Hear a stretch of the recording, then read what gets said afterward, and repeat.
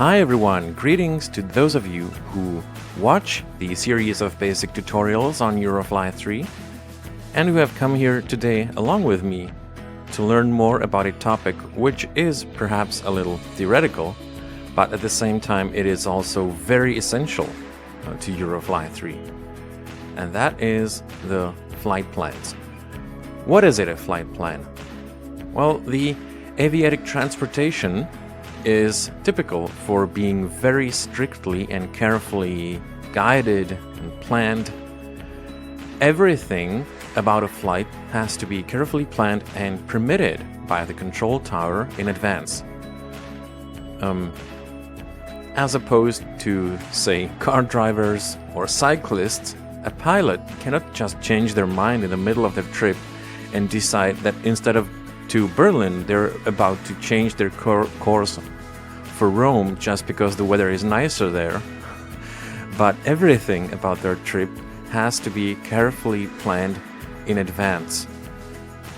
Not just the starting and destination airport, but even the details of the route of the trip, or the so-called flight corridor, including backup information, such as the backup destination airport in case something goes wrong and there's like an emergency or problem at the original planned destination airport that would prevent the pilot from actually landing there. So all of this information has to be specified and permitted before the pilot can even take off for every flight. So let's go into free flights again. Is free flights. Free flight dialog. My plane's combo box 1 collapsed. Choose my Cessna C152. favorite little Tyranny, Cessna LKTV. C152 here, which is currently still located at my favorite small airport in Brno, Czech Republic. Europe check. Dashboard window. So let's turn on the radio. Control-Shift-B to turn on the power supply, the battery. Control-Shift-F to turn on the radio. Radio on. 9 on the numbers row to find out the frequency. Combo box Brno/Tyranny ground control 119,6 collapsed. Ground control Dashboard window. 119.6. Escape to get out of the list. Alt F Set to free. type in the frequency 119.6. Brno/Tyranny ground 696. We welcome you to our airport. 119,6 Brno/Tyranny ground control. F to find out the frequency and the controller that we are currently connected to at any time. So the very first task every pilot should perform, ideally as soon as they get in the cockpit, would be to create the flight plan. So the flight shouldn't even begin without a flight plan. And if we were currently located at a larger airport with, say, multiple runways, or with gates and stands, the dispatcher would not even assign us a runway for takeoff, wouldn't be able to without a flight plan, because they wouldn't know which runway to give us or whether to even send us to taxi to a gate or stand first in order to board passengers, because without the flight plan they wouldn't even know whether we are to board any passengers. So all these steps have to be determined first, and thus creating the flight plan should be our very first step before commencing any flight at all. So let's contact the tower, F1. Combo box plan. I want to create a flight plan collapsed. And here in this combo box we can immediately start setting up our flight plan by selecting this request from the list, or by typing the plan command into the edit field, as I was talking about in the previous tutorial. So let's try it. Let's give it a try. Call sign edit read only SKFRE 696. We can immediately see our call sign here, which we can't change. That is a read-only edit field that's been assigned to us as soon as we contacted the tower. In Eurofly 3, every single flight has its own unique, specific call sign, which is, we can see that it is SKFRE 696. 696, and there is also the FRE abbreviation, which stands for free flight. So even from the call sign alone, we can learn the type of the flight that it's going to be. At the time of recording this, the abbreviations for the call sign are still in the process of changing, especially since they're based on English translations of the respective words, and it is very likely that by the time you're listening to this, they may already have been changed, but the principle is always going to remain the same, and that is that even from the call sign alone, you can determine the type of the flight that it's going to be. This call sign is also going to be visible on the radar, so to speak, at the website eurofly.stafankISS.sk in the traffic section. So anyone who's interested will be able to see where all other players are currently going with which plane, etc. So let's now look at this window with the tab key. Select destination combo box Abu Zia by Abu Dhabi. OMAA collapsed. So here we choose our destination airport. If I press tab again, Filter edit blank. there's the filter edit field where I could just type in Prague, shift tab. Select destination combo box Czech Republic Prague. Václav Havel. LKPR collapsed. I could leave this as is and have my destination selected, but I would like to show you another way of selecting the destination, which is usually faster and more convenient in most cases. So let's abort the creation process for now. Let's press escape. Dashboard window. So I haven't created any plan and I haven't even requested it or asked for it to be permitted.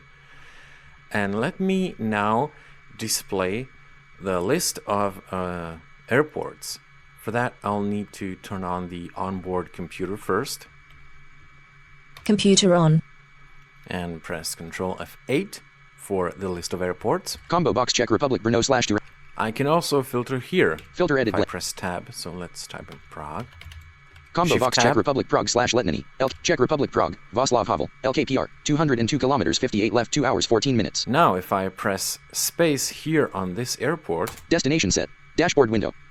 I'm back in the dashboard. My destination has been set, meaning that this airport has now been added into my plane's actual navigation system. And now, when I press F1 again Combo box plan. I want to create a flight plan collapsed. and press enter to start creating my flight plan, Call sign edit read only SKFRE 600. there's a call sign which never changes.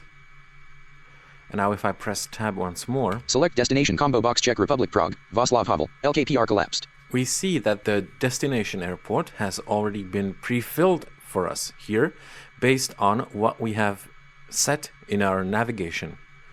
So we don't have to choose it here anymore. We don't actually have to perform the same step twice, because essentially it's always a good idea to have a destination set in your navigation. You'll be needing that most of the time because you'll be following your route anyway. So instead of having to perform the same step twice and first selecting your destination in the flight plan and second only after that adding it to your navigation, it's usually faster and easier and more comfortable to just set the destination in your navigation first by selecting it from the list of airports. Then when you go to this dialog to create your flight plan, this destination will already be pre-filled here for you, saving you that one extra step. So let's move on. Filter edit Prague. Flight description edit blank. Flight description. This information is actually not necessary or useful in any way, either to myself as the pilot or to the control tower, but it may be interesting for others because all the information from our flight plan will be visible to others on the radar, on the website, where everyone can display the current traffic in Eurofly 3. So we could type in anything that we wanted in here, such as like why we're going to Prague or who we have on board, who we even are, and so on, so that the others would see what kind of flight this is. Next field, pressing tab once more. Requesting combo box navigated flight collapsed. Now here is an important field, requesting, like what type of flight I'm requesting. And there are three options here: navigated flight, Direct flight. direct flight, and if we were flying a larger, more capable plane, if you will, with a more advanced navigation system where we could input several destinations at once, there would also be the third option here, and that would be flight corridor through my waypoints. What is it about? It is about how or in which way the flight route is going to be planned. Aviatic transportation often happens in such a way where the route is built in advance out of the so-called flyover checkpoints or waypoints, and the pilot then has to follow this route, respecting and following these waypoints. Obviously, they're being guided to these flyover waypoints, and the control tower or the National Air Traffic Control makes sure or keeps track of them staying on this route at all times. This is what's called the navigated flight in Eurofly 3. It's the very first item Navigated flight. that was in this list. So if we did ask for this now, it's the first item in the list for the reason that it's also probably the most common or frequent type of flight used.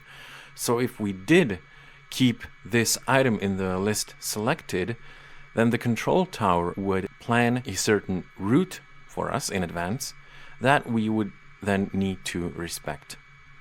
And we would need to get to Prague exactly in this way, flying over the specified flyover points. This corridor might consist either of airports themselves as such, or of the so-called flyover waypoints.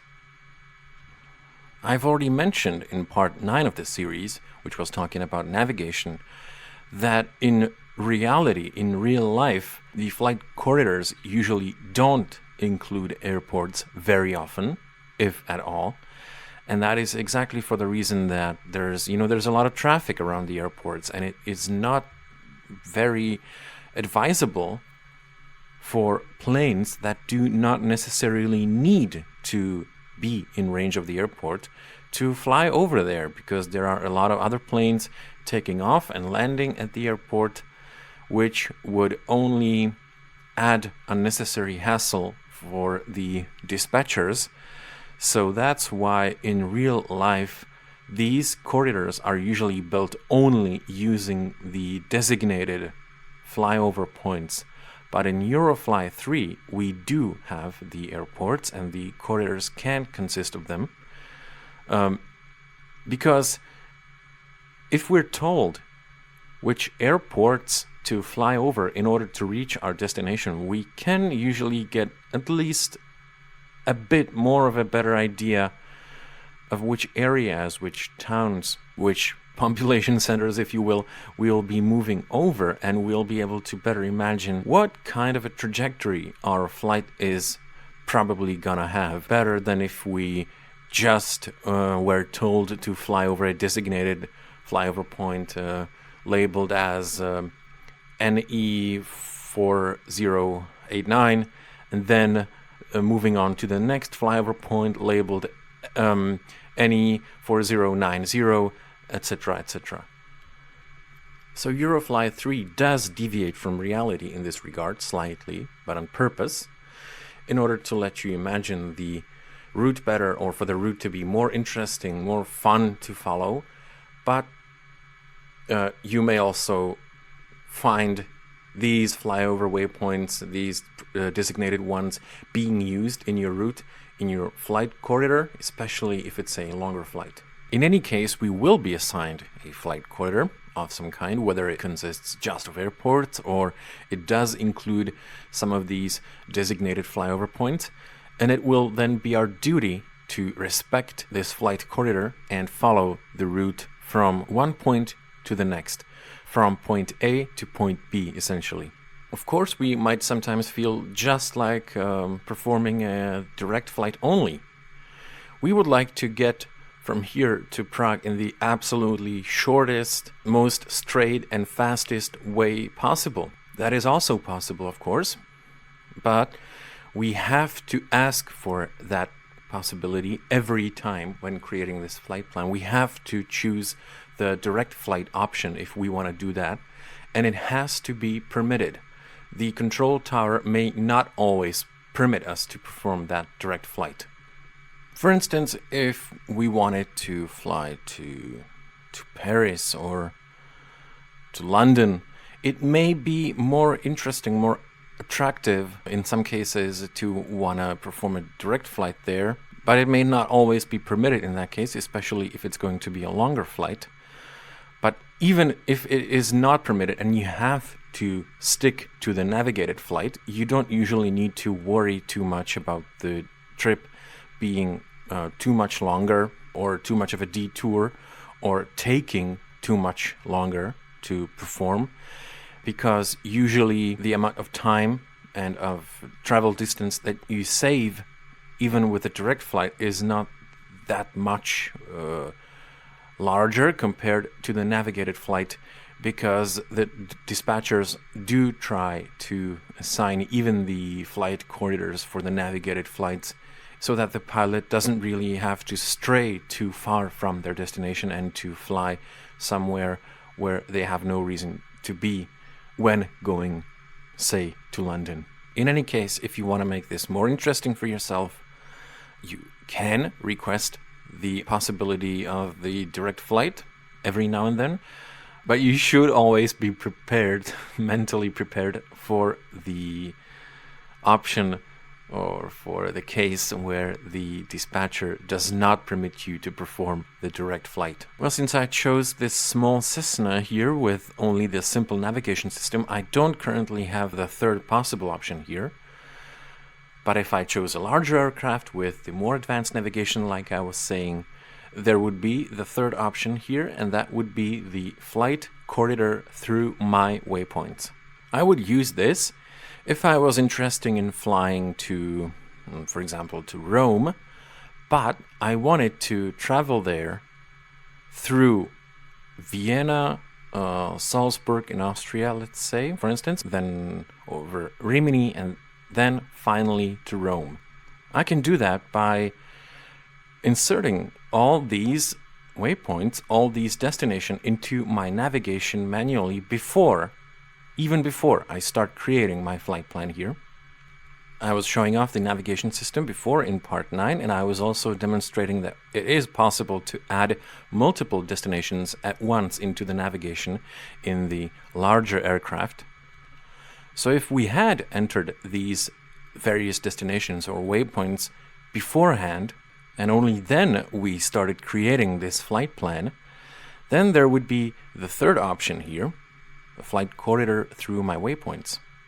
And in that case, the control tower is very likely to permit it, building my flight corridor using the waypoints that I chose, or rather in such a way that these waypoints of mine were for sure included in the flight corridor. It may not be exclusively over these waypoints because they may be very far apart from one another, and we may need to, we need to be going somewhere between these points, but they will definitely be included in the flight corridor in that case. So if I wanted to go to Rome, to Italy, flying over Austria, then it would not send me there through Slovenia, for instance.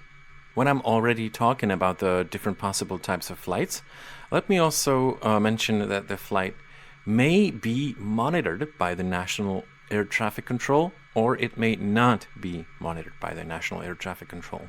Obviously, not every flight is long enough or important enough in order for the National Air Traffic Control to be interested in it. For instance, if we wanted to take off here in Brno, but then also land at this very same place, then in that case, it would only be the so-called small circular flight.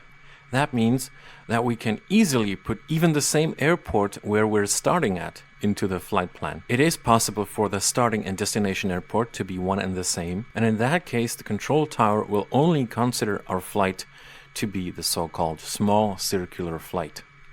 I'm taking off in Brno and also landing in Brno. So the National Air Traffic Control is not going to be interested in such a flight, and the flight will also be occurring at a lower altitude, not as high above the ground as it would if it were monitored by the National Air Traffic Control. Another option would be that we would be using a larger aircraft at a larger airport. Let's say that we already were at the main Prague airport, which is a Category 2 airport, and the Category 2 planes already have the more advanced navigation systems. And let's say that we have put several airports into the navigation, say, I don't know, very nonsensical order, but Berlin, Vienna, Brno, and then back to Prague again. So that means that we would again be in the situation where both the starting and destination airport are the same. And we would request this flight plan to be approved. So the control tower would be most likely to permit such a flight plan in this case. But then it would be the so-called large circular flight. So first it was the small circular flight. Now it would be the large circular flight. The word circular is the important thing here. It's always going to be circular. Both circular flights end at the same location where they started. But the difference is that the small circular flight has no other requirements, no other destinations in between. So it's usually performed with smaller planes, but even with the larger ones, if we didn't put in any other destinations, we would just be telling the control tower, well, okay, so I'm taking off here in Brno and landing also here in Brno at the very same spot. That is the small circular flight.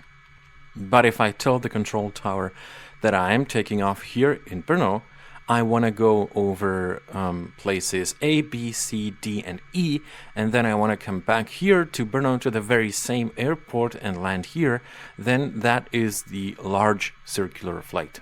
So both types of these circular flights usually occur outside of the National Air Traffic Control. They're not monitored by it. And if we do request a flight that ends at a different place than where it started, for instance, from here in Brno to Prague, then it is the dispatcher who decides whether or not they are going to move our flight over to the National Air Traffic Control, depending on the length of the flight. If it is a short flight, then it will probably not be monitored by the National Air Traffic Control in that case. But if we were going, say, from Brno to Berlin, which is even an international flight in this case, then it would already definitely be monitored by the National Air Traffic Control. So that was a bit of the initial theory on the flight plan, so that we know what concepts we might be coming across. And let's finish our flight plan. Passengers checkbox not checked. There's this last checkbox here, which is asking us whether or not we want to be taking any passengers on board at all. So if we don't tick this, the control tower would not even assign us any gate or stand.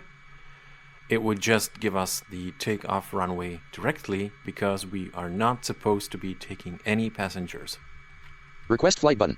And the request flight button is the last control in this window, which is where the flight plan creation process ends. Dashboard window. SK696. Flight plan accepted. Set transponder to 5281.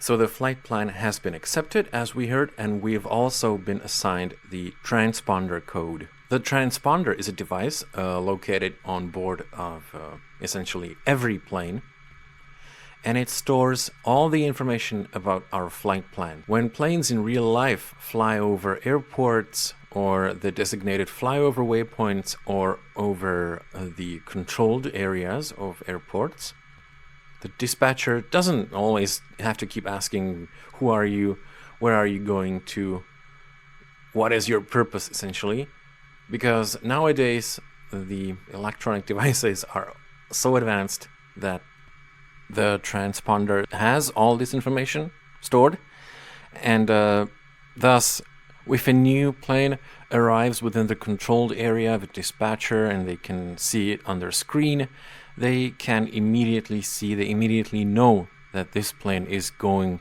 say, from, I don't know, Malaysia to New York, and the dispatcher doesn't have to ask the pilot for this information. So this information is stored in the transponder. We are supposed to set the transponder to this assigned code, the first thing, once our flight plan has been approved and before we take off, only once. And the transponder code is assigned to us by the dispatcher based on all this information that we have put into the flight plan. And we should now put this code into the transponder. At any time, we can repeat the last control tower announcement that it gave us with spacebar. SK696. Flight plan accepted. Set transponder to 5281. Or in the case of this transponder code, we can also repeat just that code by itself at any time with the Shift T keystroke. 5281 SKFRE 696 Brno/Turini, Prague, Václav Havel. And we see that the transponder code reveals our call sign and our starting airport and our destination airport. So let's press Control Shift T to turn on the transponder. Transponder on. What was it again? Shift T. 5281 SK. 5281. So press Alt T. Set transponder code edit blank. To put it in. 5281. 5281. 5281 SKFRE 6. If we don't do this, we may be asked, especially when flying into new and different controlled areas, to identify ourselves in some way. In other words, we just simply won't be visible and identifiable, if that is even a word in English, to the dispatchers or controllers, and we may get in trouble for it. So for this reason, I recommend to always set the transponder code once it's been assigned to us. You may now be asking yourself the question, well, but what if I made a mistake? What if I did something wrong? What if I want to change my flight plan now? Yeah, that is also possible by contacting the tower again with F1. Combo box plan. I want to change the flight plan collapsed. And we see that the command has now changed from I want to create a flight plan to I want to change the flight plan. Call sign edit read only SKFRE 600. The call sign is still here. We can't do anything about that. Actually, all the information that we've filled in before is still here. Select destination combo box. But let's say I want to change the destination. Filter edit Prague E U G. Select destination combo box Austria Vienna. LOWW collapsed. Let's say I want to go to Vienna. So I changed the destination here in this way using the filter edit field. Filter edit Austria. I typed Austria into the field, into the filter, and Vienna was the first airport in Austria that showed up in the list based on that filter. Pressing tab again. Flight description edit blank. We see requesting combo box navigated flight collapsed. That all the information that we've entered previously is still the same and it's remained unchanged. Passengers checkbox not checked. We could change it if we wanted to, but we could just change the destination and proceed. Request plan change button. And now the button, instead of request flight, it says request plan change. Dashboard window. SK696. Flight plan accepted. So our request has been processed and approved and accepted, and now we could be performing that flight. Not from Brno to Prague anymore, but rather from Brno to Vienna. But we're not done with today's part yet, because we'll still be talking about two more important things. The first thing that I haven't showed off yet anywhere, but it's quite interesting, and maybe now is exactly the right time to do that, is the traffic panel. Dashboard. The traffic panel is essentially the same thing as the radar, which is visible to anyone, to the general public, on the webpage eurofly.stafankISS.sk.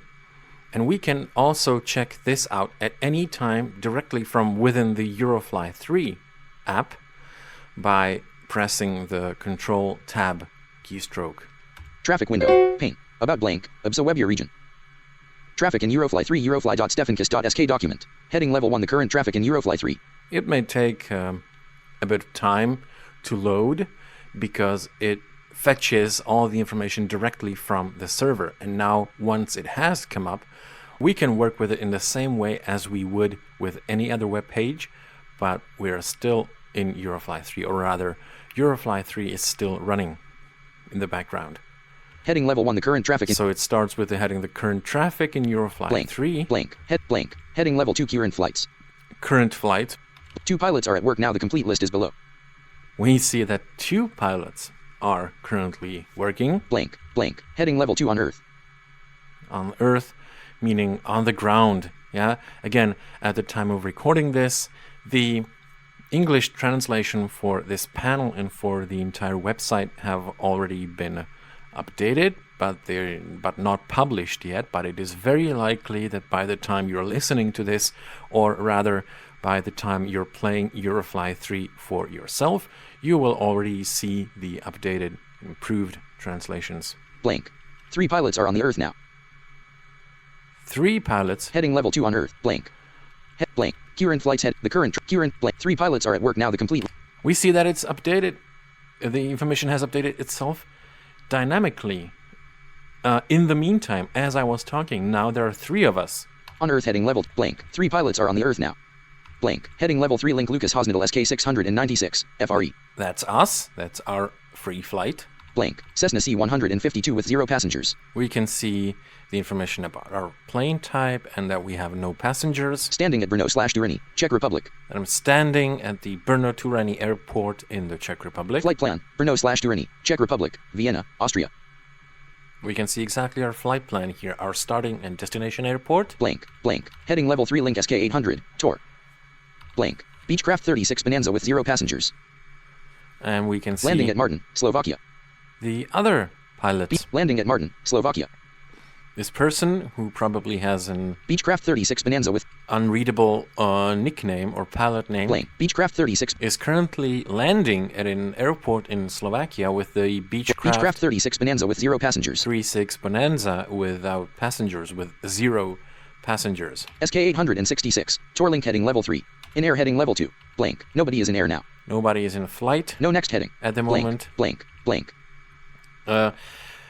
Once there are more players, more pilots would obviously be listed here, and we could also see if there was someone currently taxiing at an airport or taking off or standing in the hangar or doing anything else, we would be able to see all of that here. By pressing Control Tab again, we can dismiss this traffic panel.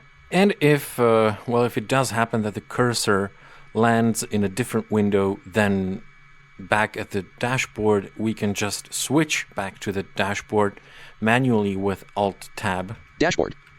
The fact that we have just requested our flight plan doesn't mean that the dispatcher has just approved it and we're done with it, but they've also given it back to us in a slightly more advanced form, let's say, and we can view this flight plan data at any time in the plane properties that I was talking about before that are accessible at any time with Control Enter.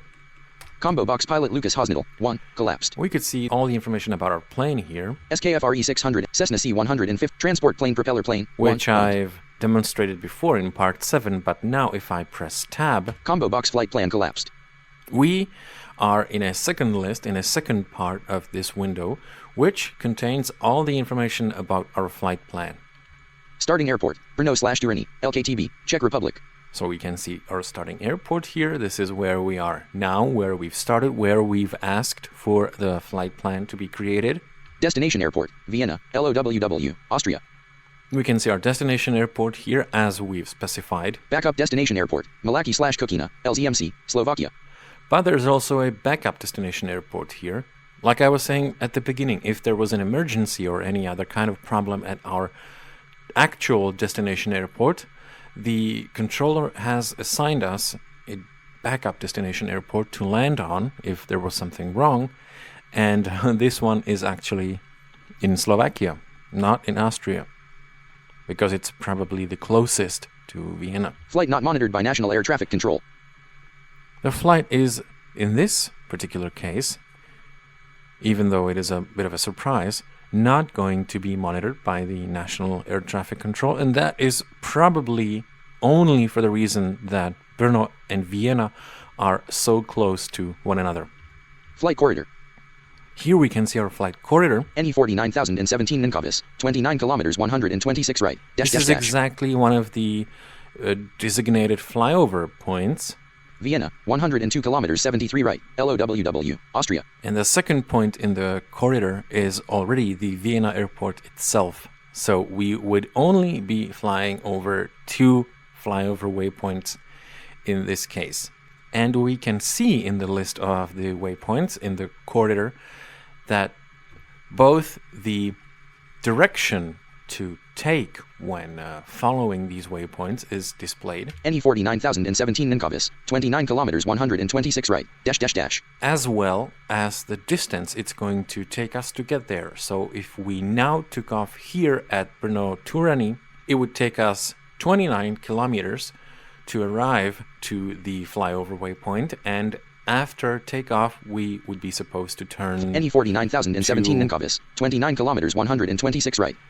126 degrees to the right, because we're currently facing north, but our final course in order to reach that flyover point would be 126 degrees in this case. And then after we reached that flyover point, we would be asked and expected to Vienna, turn 102 kilometers 73 right. LOW.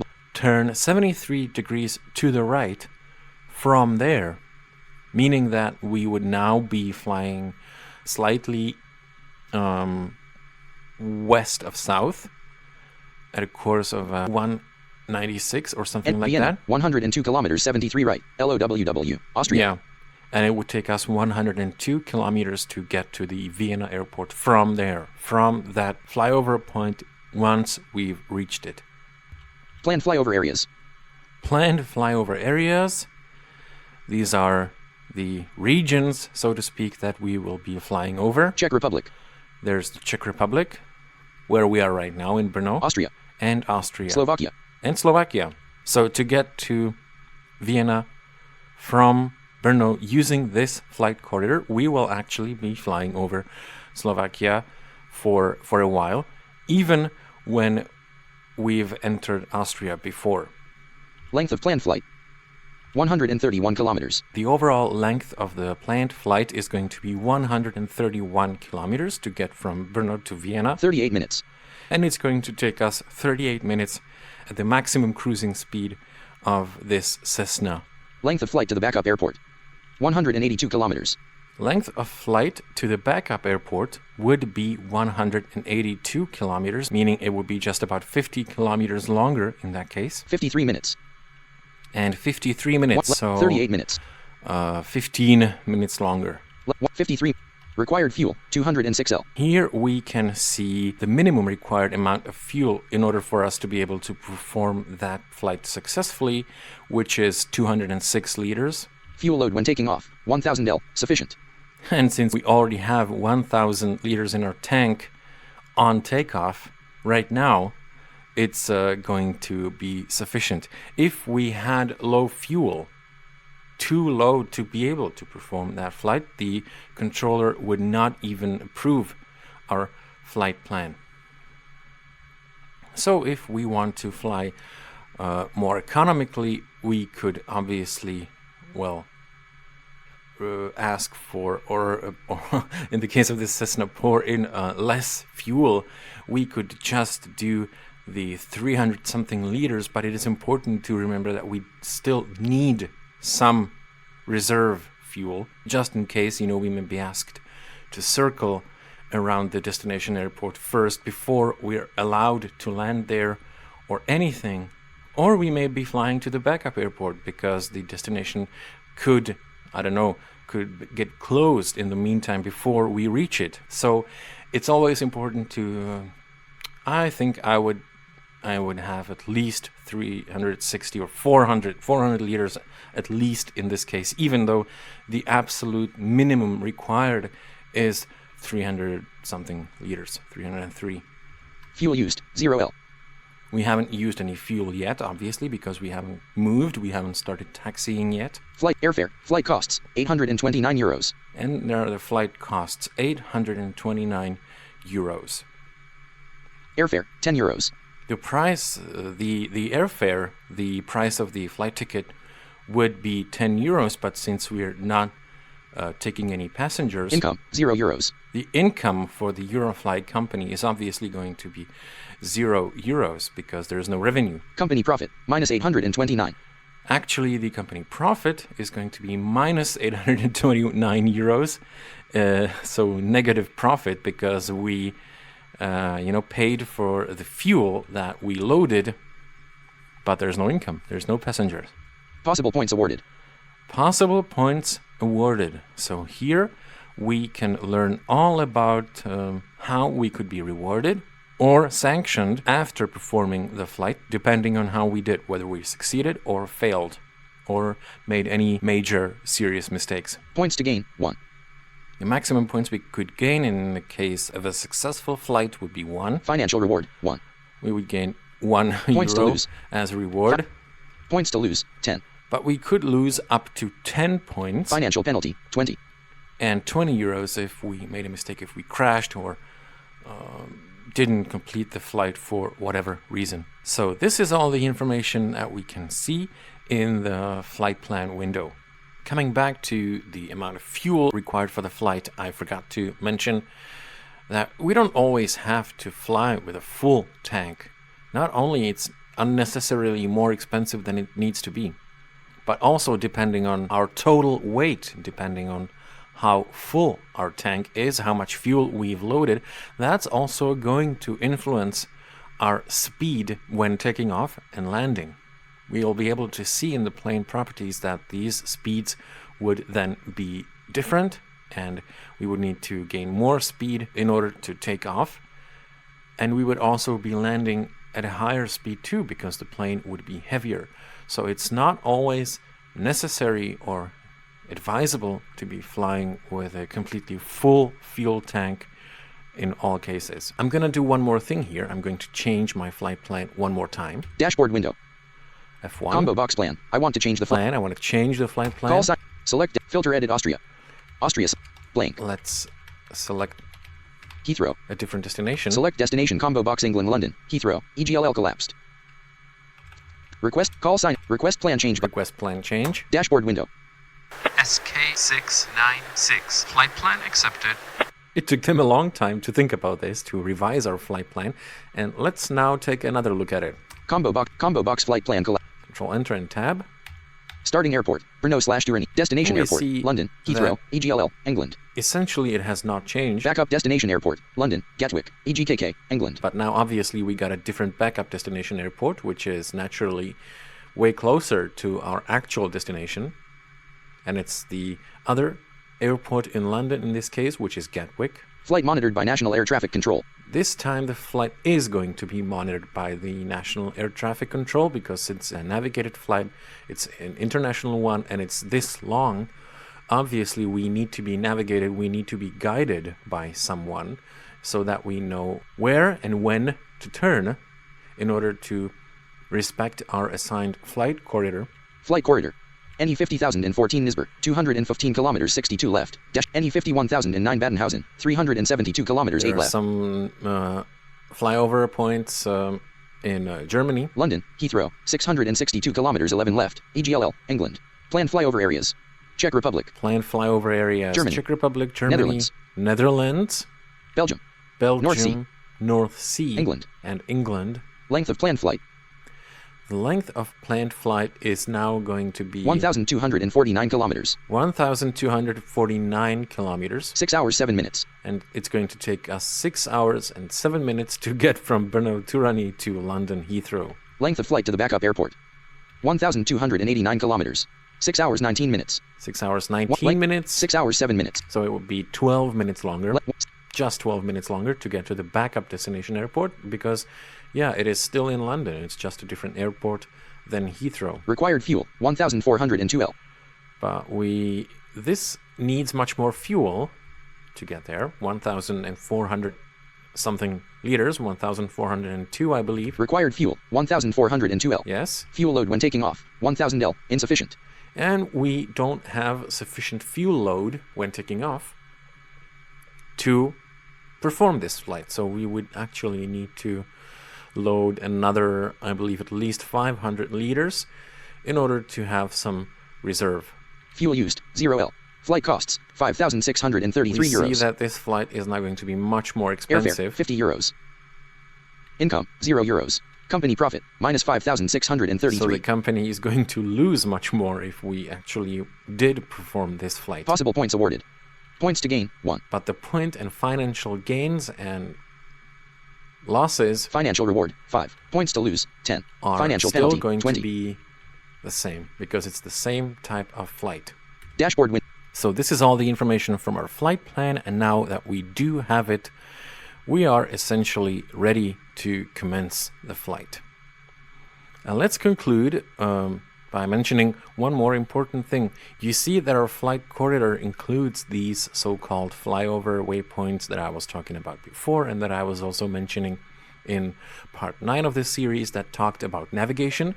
And you may be wondering how to get to these waypoints. Well, in case of a navigated flight, when you have these waypoints in your flight corridor, the control tower would always guide you to them. So if we took off from here, from Brno now, and then switched our radio to the frequency of the Czech National Air Traffic Control, that would then guide us where to turn, which course to fly on, in order to get to the first flyover waypoint.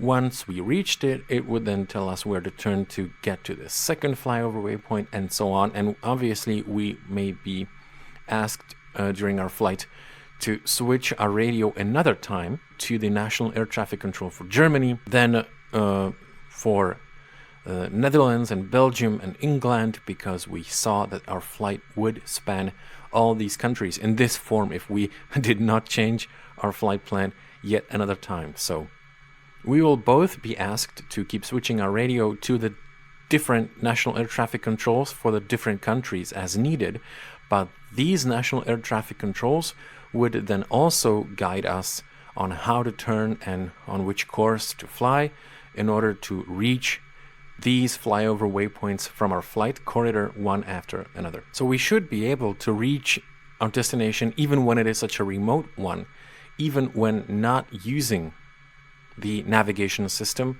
of our plane itself, if we were relying on the instructions, on the guidance from the control towers and from the national air traffic controls. But someone may feel better if they did have the waypoint even in the navigation system of their plane itself too. So in this case, you may be wondering how to add such a flyover waypoint that you can see in our flight plan. You know it occurs there, you know you're supposed to fly over it, but how do we then add it to our plane's navigation? I was already demonstrating this in the part about navigation. We can do it very simply by bringing up the list of airports with Control F8. Combo box Czech Republic Brno /2. We can see the airports ordered by distance, but if we press Tab 2 times, Filter edit blank. to skip the filter, Combo box Nebraska 49017 Ninkovis 29 kilometers 125 right 19 minutes collapsed. we see these flyover waypoints that are predetermined in the world. In part 9, where I was talking about navigation, I said that you can only see here these flyover waypoints which are located in the country where you currently are. But in a case like this, where we've already created our flight plan, we'll also be able to see all the flyover waypoints here that are part of our actual route of the trip that we're supposed to make. So we would be able to see here the flyover waypoints for Germany and the Netherlands and Belgium and England, and during our flight at any time, if we wanted to or needed to for any reason, we could just bring up this list and add any one of these with the spacebar into our plane's navigation. But we can also, of course, rely just on the National Air Traffic Control to guide us. So this was everything concerning the flight plan, and I believe that even though it was quite an extensive chapter, that it was also interesting and important in order for us to be able to perform safe and hopefully also fun flights. Even though it may be tempting for you, especially at the beginning, to try to do just direct flights, let me just remind you one last time that these direct flights may not always be permitted by the control tower because navigated flights are the priority. And I believe that it is going to be even more fun, maybe even more adrenaline for you in this way when you're going to be navigated like this. And I wish for you to fly a lot of kilometers, a lot of miles under the guidance of the control towers and of the National Air Traffic Controls. And finally, let me invite you to the next part of the series, to part 12, where we'll start talking about airports.